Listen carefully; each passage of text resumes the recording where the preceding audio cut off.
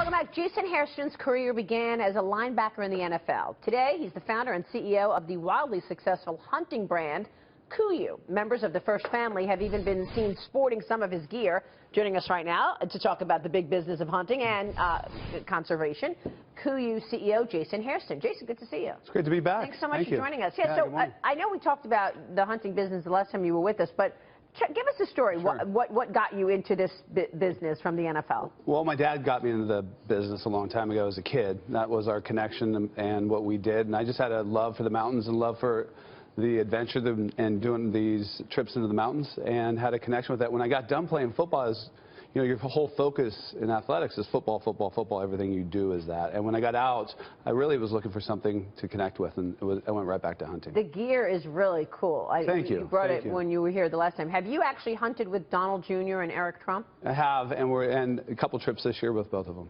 Now, is there a bunch of technology that goes into a lot of the hunting gear, and are you starting to see it pick up now? We are. I created a brand back in 2005 called Sitka. Prior to that, in apparel and backpacks, we had a huge separation technology advancements compared to what you'd find in mountaineering shops or outdoor world. And I connected hunters to technical fabrics and materials with that brand, and then took it a big step further with KUIU by eliminating the retailers, which really limited what I can make, and launched this brand in 2011 as purely consumer direct brand, so I could work with companies like Toray out of Japan that makes the best technical fabrics in the world, invent this idea I had around carbon fiber backpack frames, which we have in the market. And it's a big improvement in backpack frames as far as performance, weight, and how we carry those heavy loads in the mountains. Trophy hunting, Sure. however you want to call it, trophy hunting, very large game hunting, Sure. particularly in Africa, not just by the Trump gentleman, Sure. but in general, has come under a lot of criticism. It has. It has. So how do you respond to that? Well, I think the people that don't understand hunting, don't understand hunters, and don't understand the facts around it and how important it is as a resource for countries in Africa, that the animals have an economic resource to the people there, and the money that we contribute as hunters. I mean, we contribute as hunters over $3 billion last year in conservation. And the people that talk poorly about hunting or want to try to take hunting away from us, they contribute very little. But it's an emotional response. I can understand their perspective of it. They don't understand our side. They see a majestic animal that has been hunted. Absolutely. Yeah, but I don't understand. How have you contributed to conservation? Well, we through licenses, through tags. Permits, right? Permits can go up to $100,000, right? Well, and that's on the other side of things. But just general hunting contributes through excise tax and all these initiatives through tags and licensing.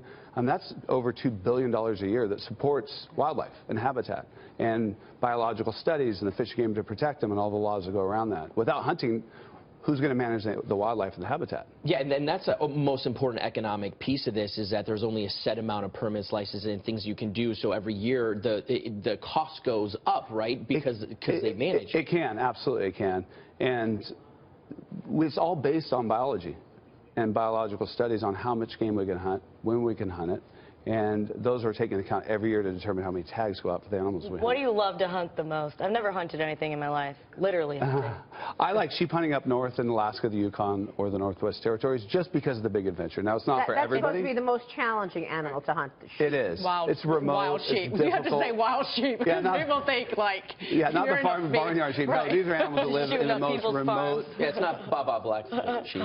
Tell us that would be very hard. It's because of the remoteness and the adventure that goes into it and the difficulty. I mean, we'll get flown in on bush planes into the middle of, truly the middle of nowhere. I mean, where it's as uninhabited as it's ever been, because there's not indigenous people there.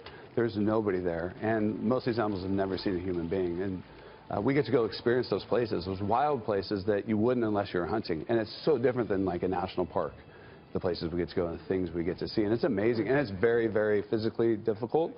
So it takes a lot of preparation. We train year-round for these types of hunts. We're always working on gear and reducing weight and working on our food menu that we bring with us to reduce weight and maximize our body's performance, because it's that difficult. Yeah.